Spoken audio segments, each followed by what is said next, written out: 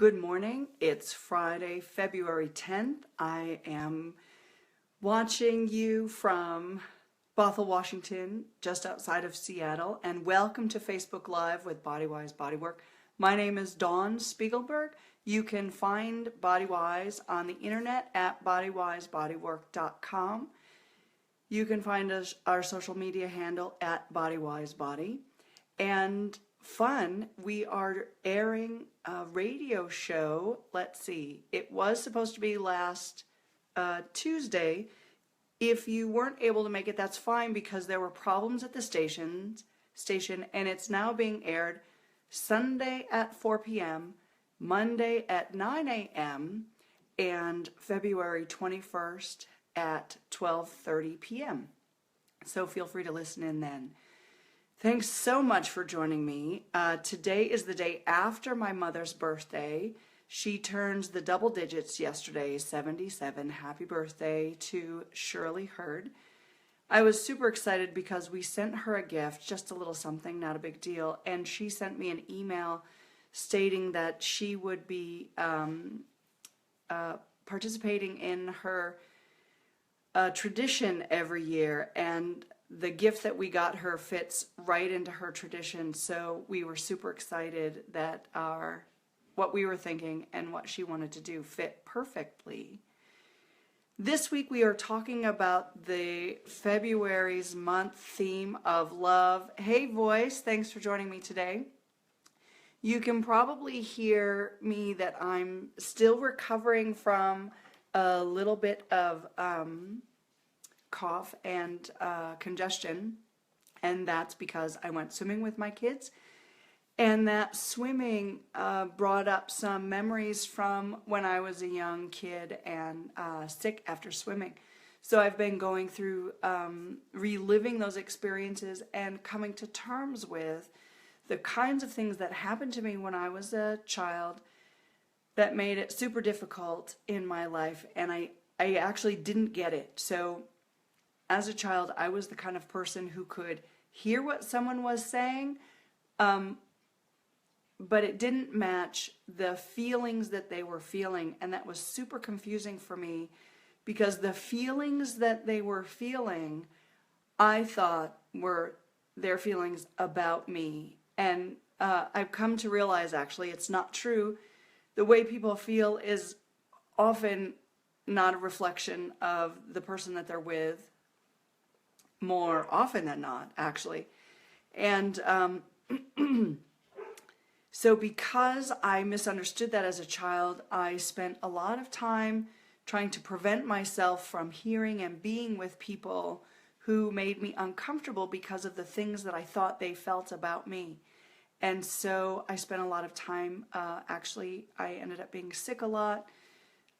There's this thing between my ear, nose, throat that was consistently a problem, and it turns out that I ended up experiencing a lot of anger because what people were saying didn't match what they were feeling, and I just wanted to be myself. And the kinds of things they were saying was, oh, go ahead, be yourself, but what their feelings were saying was, no, don't do that, we don't approve. So I have a lot of stored disappointment and anger, and the past 2 weeks I have been slowly healing from that, and you can hear it now, and in my throat and in my nose. So that's an exciting journey for me, to finally get to go back around again to the things that were really super uncomfortable for me as a kid.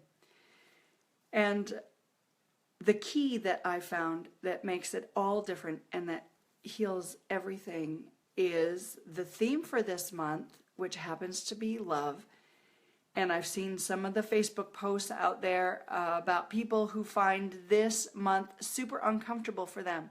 So love is not comfortable for everyone.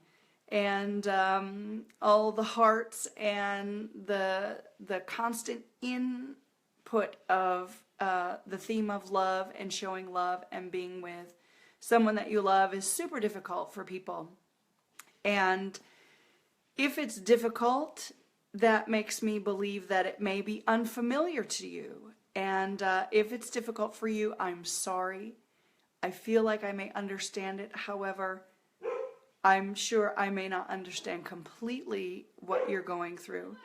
And so I would like to understand. So please feel free to share with me in the comments how you feel about this month, if this month is a difficult month for you. And I would love to have a conversation with you on the phone about it. And one tip I would like to give you, which I posted on Facebook, but I would like to reiterate it here, is that I would like you to try to spend a little time showing yourself more love rather than less, and see if that doesn't make a difference. If what's around you is a lot of love and it's difficult for you to feel that, it may be because feeling love is unfamiliar to your heart and your mind and your spirit. And I would encourage you to try to show yourself more love, more examples of love. Say, I love you in the mirror to yourself, which for a lot of people is super hard.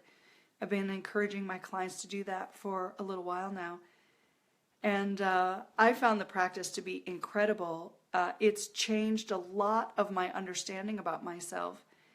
And there are also body parts that we have that we may not love as much. I have a great example that feeds directly into what I experienced as a kid. So because I was so frequently sick as a child, my parents gave me tetracycline, which is an antibiotic, and that turned my teeth an off-color gray. So I've prevented myself from smiling with a full smile. I've often, when I look at my teeth, the words that I say to myself are, oh, those are ugly teeth. And so what's become familiar regarding my self-talk and my teeth is that I don't accept them, I don't like them, they're not very pretty, they're not pretty to look at, so let's cover them up. And through this process of learning to love myself and learning to fill my experience with more love, I discovered the negative expressions I was having regarding my teeth, and I've learned to change it. I've learned to change and look at my teeth and say to my teeth, thank you for staying in my mouth. Thank you for the work that you do. I would not be able to eat the same way. I would not be able to eat comfortably in a restaurant without you being in my mouth, in my life. So thank you, and expressing deep gratitude for my teeth.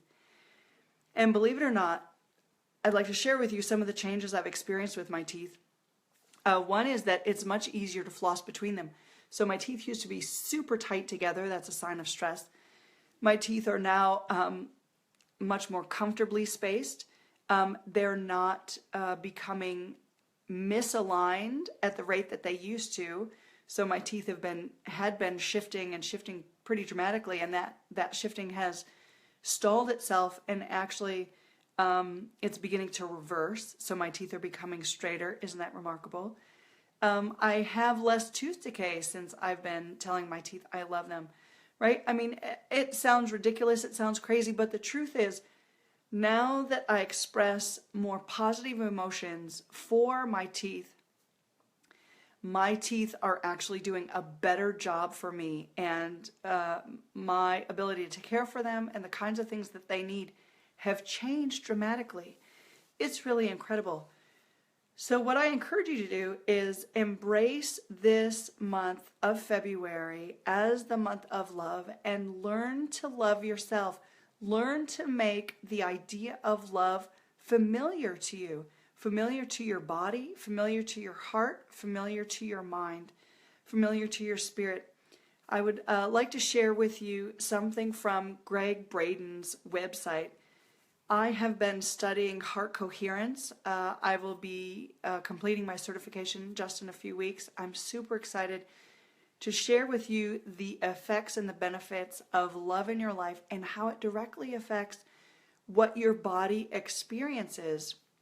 And as a body worker, I have seen the gamut of problems. I've seen the gamut of surgeries, and what I've discovered is one of the major differences between people who can get better and resolve their symptoms and the people who struggle to do that are those who are able to love and accept their bodies, even when they perceive their body as not working for them, when they perceive their body as not performing at its best and having a problem or a symptom. So I am integrating large amounts of love into the body work that I do, because that seems to be the thing that turns the table for people who are experiencing symptoms of problems and pain in their body.